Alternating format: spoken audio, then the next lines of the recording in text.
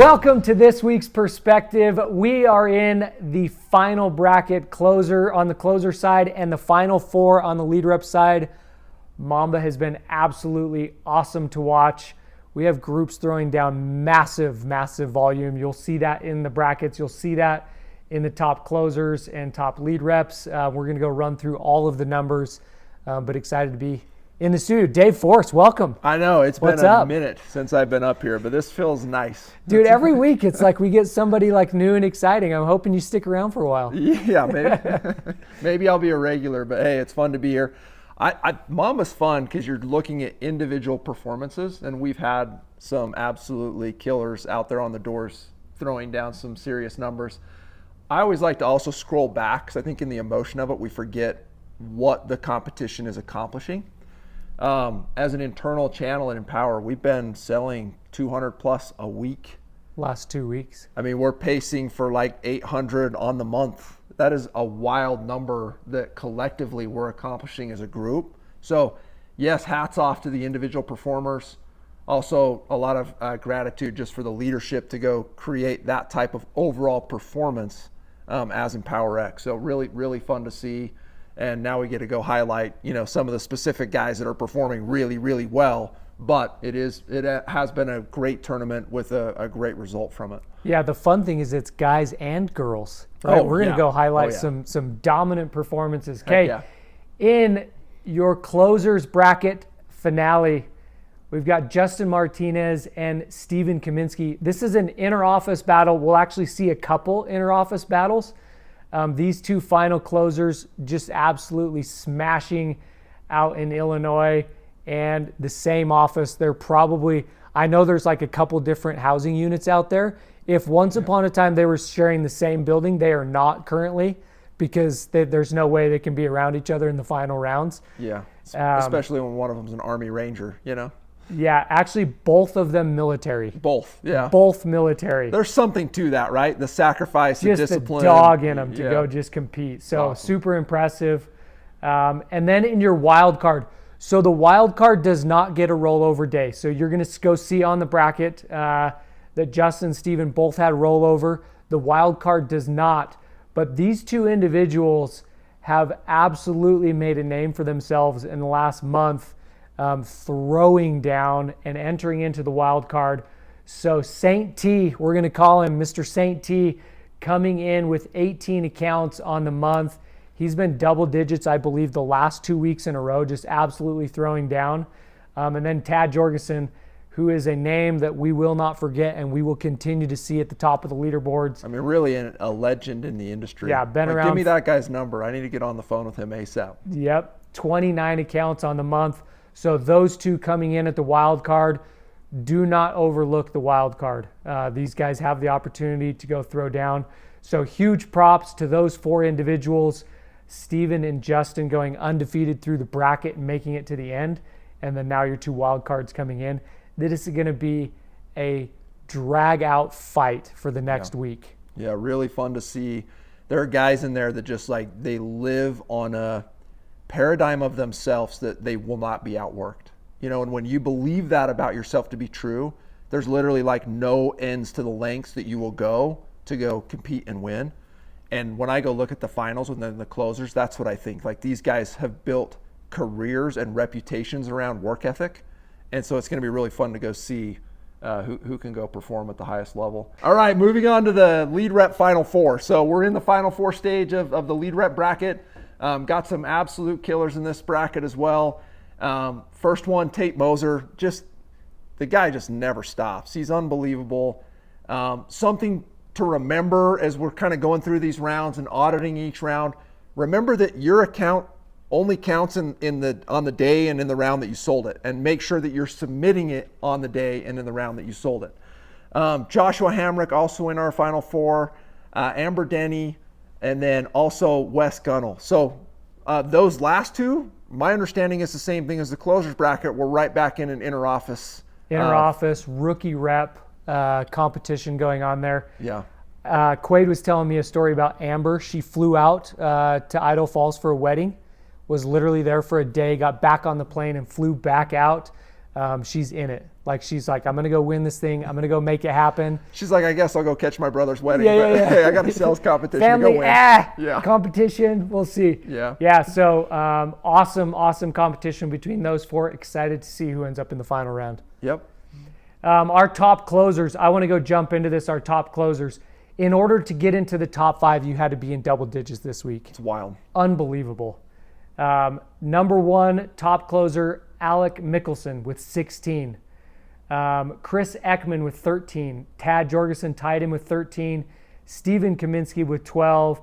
And Saint T with 10. So that's the top 5 of the top 10, all in double digits. Then Clint Feinauer and Logan Basta and Quentin Cahill all with 9. Jacob Shreve with 8 and Tanner Clayton with 7 to round out the top 10. What an awesome list of closers. And I love the saying, like, a high tide raises all ships, and you kind of see that happening with the performances going out.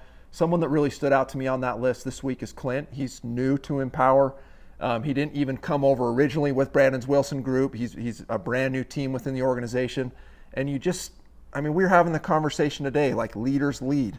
When the leaders of the office are bought in and they go perform at a high level, the office naturally follows suit.